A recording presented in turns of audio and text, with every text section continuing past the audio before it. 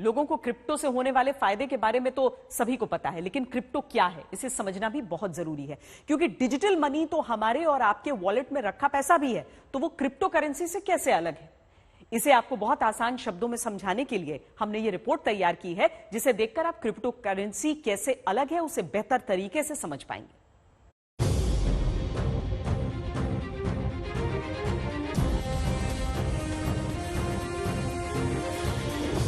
साल 2016 नोटबंदी का ऐलान हुआ और 500 और 1000 रुपए के नोट की कीमत खत्म हो गई। लोग अपने ही पैसे के लिए एटीएम और बैंकों की लाइनों में खड़े होने को मजबूर हो गए।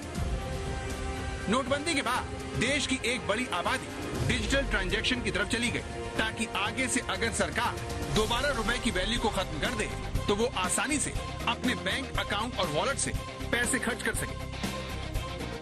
नोटबंदी में लोग अपने ही पैसे के लिए इसीलिए परेशान हुए क्योंकि उनके पैसों पर उनका कोई अधिकार नहीं था। सरकार ने एक झटके में लोगों की पूंजी को रद्दी बना दिया।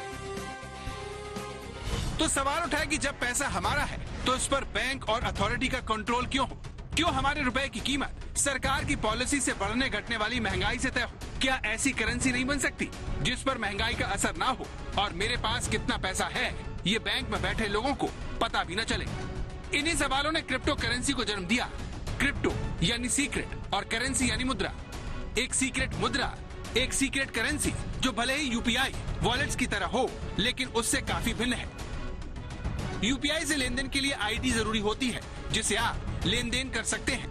बिटकॉइन में भी यही होता है। आपकी एक आईडी होती है जिसके जरिए आप बिटकॉइन जिसे देना चाहते हैं उसे भेज सकते हैं।